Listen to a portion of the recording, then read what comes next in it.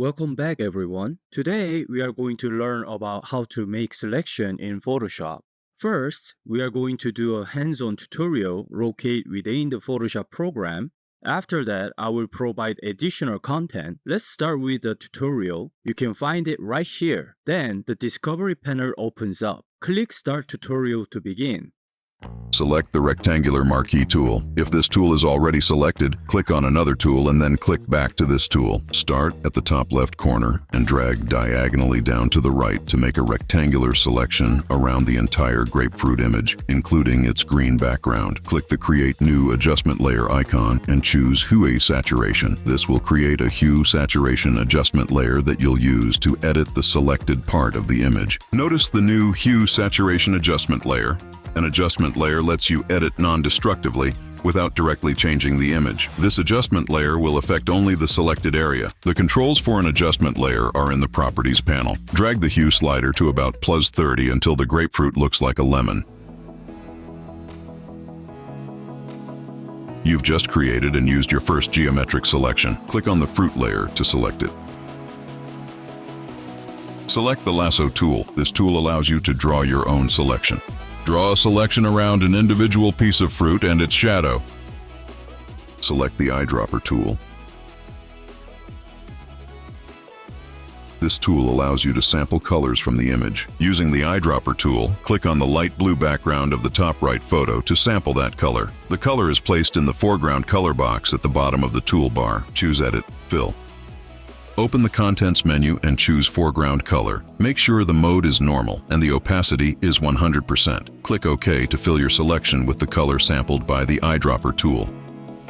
Choose Select, Deselect. You've used a freehand selection to conceal part of an image. Click on the bowl layer to select it. Select the Object Selection tool.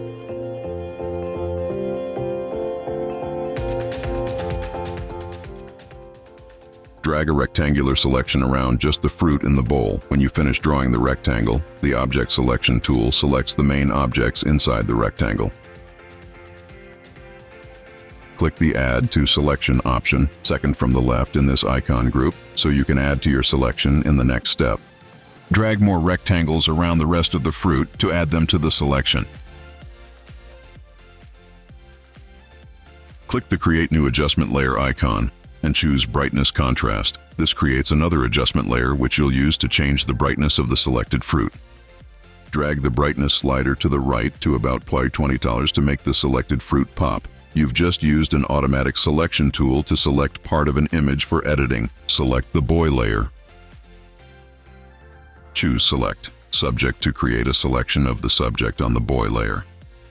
Click the Create New Adjustment Layer icon and choose Color Balance. This creates another adjustment layer that you'll use to make a change to the subject you selected. In the Properties panel, move the yellow-blue slider to about +$150 to change the color of the R you selected. You've used another automatic selection tool to speed up your workflow. Great job! Now let's add more information that wasn't covered in this tutorial. First, let's review what we learned today. In Photoshop, selecting an area means choosing a specific part of image to edit. Once selected, you can apply effects or modification exclusively to that area.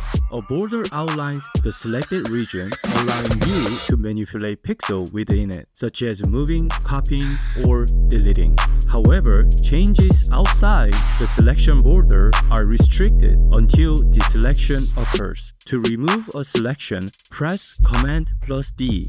The Object Selection tool simplifies selecting objects or regions within your image, such as people, cars, or building, with increased precision and edge detail preservation. I would like to highlight the Selection Options icon, which may look familiar if you have used Adobe Illustrator. Each function includes Use Selection, Add to Selection, Subtract from Selection, and intersection with the selection. Provides specific capability. Take a note of these functions as they offer various ways to manipulate selections.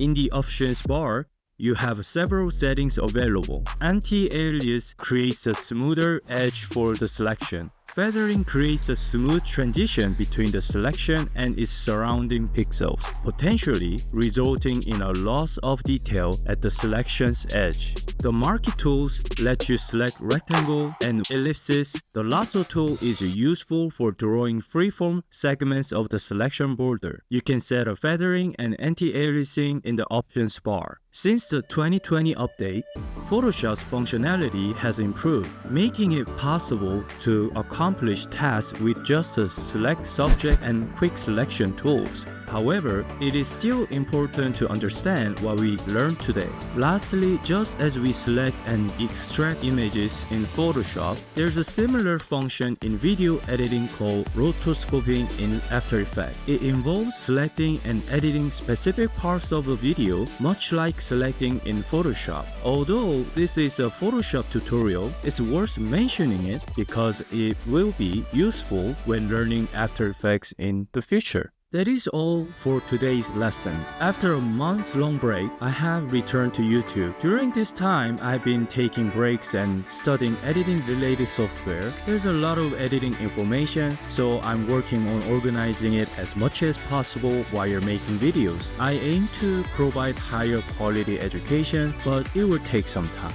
I hope today's video was helpful. Let's meet again next time. Bye bye!